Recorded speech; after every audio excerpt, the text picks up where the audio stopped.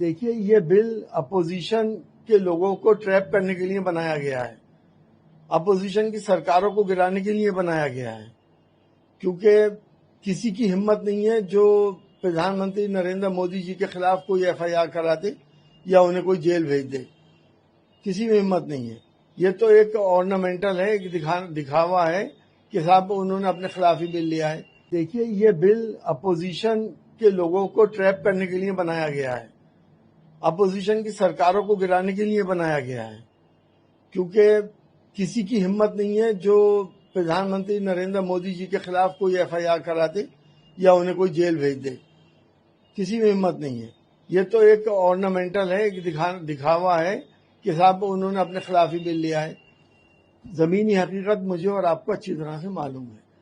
Opposition वाले ही jail गए, कभी रूलिंग पार्टी का कोई जेल गया?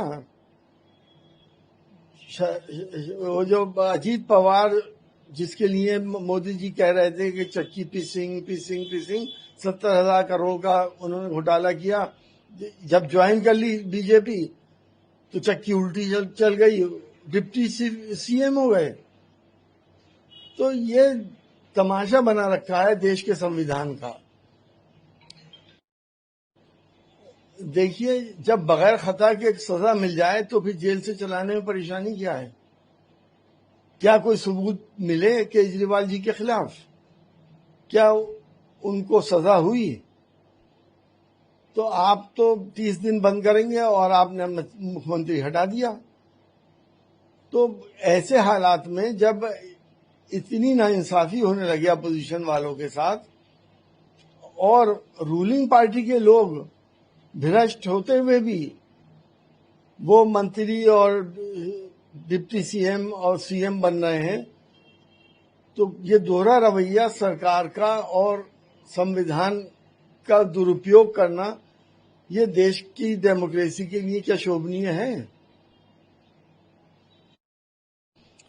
देखिए, उस वक्त मनमोहन जी को और राहुल गांधी जी को ये मालूम नहीं था कि आगे आने वाले वक्तों में इतने अनैतिक लोग आ जाएंगे जो सुई का फावड़ा बनाएंगे या कुछ भी ना हो और उसके बाद भी लोगों को बंद कराएंगे और वो बंद करा के अब अपना फायदा उठाएंगे। उन्हें ये पता थोड़ी था, वो कोई जोशी थोड़ी थे, लेकिन उन्होंने नैतिकता के आधार पर ये काम करा।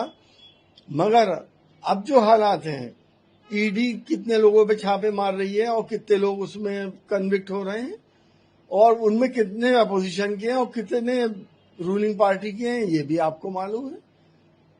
सीबीआई क्या कर रही है सबको पता है। देश की जितनी स्वतंत्र संस्थाएं हैं, चाहे वो इलेक्शन कमीशन क्यों ना हो, वो कितनी बेशर्मी से बिहेव कर रहा है सबको मालूम है। तो इस वक्त लोकतंत्र अपने आखिरी सांसें ले रहा है, गैस्पिंग स्टेज में है और हम सबका ये फर्ज बनता है कि अपने लोकतंत्र को, अपने संविधान को बचाएं और देश को बचाएं। देखिए, ये तो सीबीआई से जो चाहेंगे वो करा लेंगे। सीबीआई एक टूल बना हुआ है। अब सत्येंद्र जैन जी के ऊपर क्या कोई क्राइम का साबित हुआ? अभी तक 4 साल जेल में रही है और क्राइम कोई साबित नहीं हो रहा। एक पैसा कहीं से नहीं निकाल के दिखाया कि साहब इनके पास ये गलत किस्म का पैसा था। तो क्या देश की जनता ये सब बातें देख नहीं रही है? सबको मालूम है कि इस वक्त देश में क्या हो रहा है। ये समय बताएगा और इलेक्शन बताएंगे कि आगे आने वाले वक्त में जनता क्या करने जा रही है। देखिए, सबको मालूम है कि पॉलिटिकल लोगों के खिलाफ पॉलिटिकल मुकदमे होते हैं और लोग करवाते हैं और बड़े बड़े सीरियस मुकदमे लोग करवा देते हैं, लेकिन वो सब राजनीति से प्रेरित होते हैं। इसलिए जब तक सजा ना हो उस वक्त तक किसी को हाथ नहीं लगाना चाहिए। सजा होने के देखिए, जो अवैध लोग यहाँ पे रह रहे हैं उनका समर्थन किसी को नहीं करना चाहिए। अगर भारत सरकार चाहे तो उनको नेशनलिटी दे सकती है, इंसानियत के आधार पर उनको नेशनलिटी मिल सकती है। ये भारत सरकार के ऊपर है। जैसे कि सीएए आया तो भारत सरकार ने उसमें एक धार्मिक एंगल ले आया। उन्होंने कहा कि कोई भी गैर मुस्लिम किसी भी देश से प्रताड़ित होकर हमारे यहाँ आएगा तो हम उसे नागरिकता देंगे, लेकिन मुसलमान को नहीं देंगे। ये अजीबोगरीब कानून हिंदुस्तान की तारीख में पहली बार बना था। तो जब नीयत ही साफ नहीं है तो कहने से फायदा क्या। इसलिए अगर बांग्लादेश के लोग, तो आपको मालूम है ज्यादातर मुसलमान हैं, वो जब हिंदुस्तान में आएंगे तो उनको नागरिकता नहीं दी जाएगी। और किसी भी देश में इस तरह से रहना इलीगल होता है।